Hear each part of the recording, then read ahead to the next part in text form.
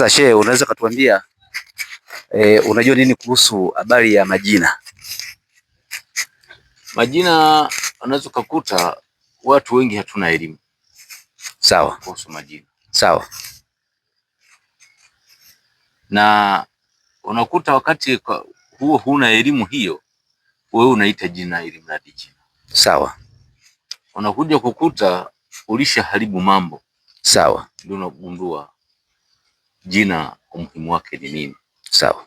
Hususan kuna familia moja nimewahi kukuta ina jina walilompa mtoto, na mtoto huyo amekuja kuzaliwa katika tawala za Mzee Mwinyi, ila jina lilopewa ni la mababu waliopita, walishamaliza muda wake duniani, na akawa amepewa jina moja la Ntagela. Sasa kwa sisi hatuna hiyo Ntagela, ni kwa maana hajaribu wala hatishii. Akiinua panga limetua, akiinua mkuki umetua.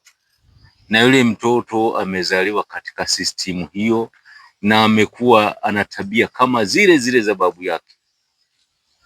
Kwa hiyo nataka utuambie kwamba tabia ya kuwapa watu wengine majina ya watu wengine inaweza kuleta athari sana kwenye jamii? Yaani inaleta athari kubwa sana. Alikuwa na tabia namna gani huyo? Yule bwana alikuwa na tabia chafu. Sawa. Tena baadaye ziliambatana na wizi. Sawa. Unaweza kutuambia habari zaidi kwa yale unayoyafahamu kuhusiana na hizo hatima za majina? Wewe unashauri nini? Yaani katika uhitaji wa majina kuna kila sababu ya kuyachunguza. Sawa. Tusiite ili mradi jina tu kwamba babu alikuwa hivi, ili jina liwepo kama ulisi kwenye koo. Kama alikuwa na tabia mbaya ambazo hazifurahishi, kwa kweli tujaribu kuyachunguza, haina lazima.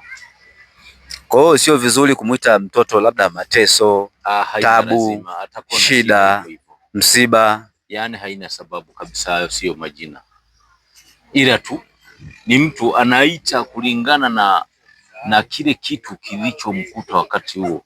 Sio kwamba labda baba mdogo, babu mdogo au ndugu yangu yote yule amefariki, alafu mtoto anayezaliwa siku hiyo hiyo apewe jina hilo. Hapana, haimaanishi. Chagua jina lingine. Kwa ni vizuri kuchagua jina jema kuliko kitu chochote. Basi.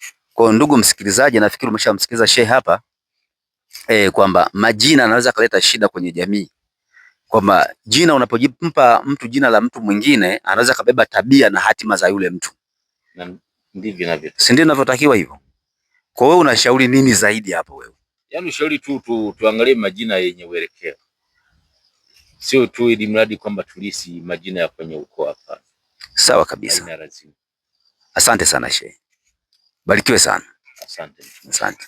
Kwa ndugu msikilizaji, hapa tunasikiliza Shayne Halisi TV. Tulikuwa tunapata ufahamu kutoka kwa Sheikh hapa kidogo kuhusiana na hatima ya majina. Kwa hiyo mnashauriwa kwa ajili ya kuwapa watoto majina mazuri yatakayoleta faida kwa kizazi na kizazi. Kwa hiyo mapatilizi ni mabaya kwa sababu ya hatima. Kwa hiyo usione mwingine hapati mimba, yawezekana shangazi yake hajawahi kupata mimba, au unakuta mtu ana tabia fulani, yule mtu alibeba zile tabia. Kwa hiyo tuwape watoto majina mazuri, yataleta faida sana kwenye jamii. Asanteni sana.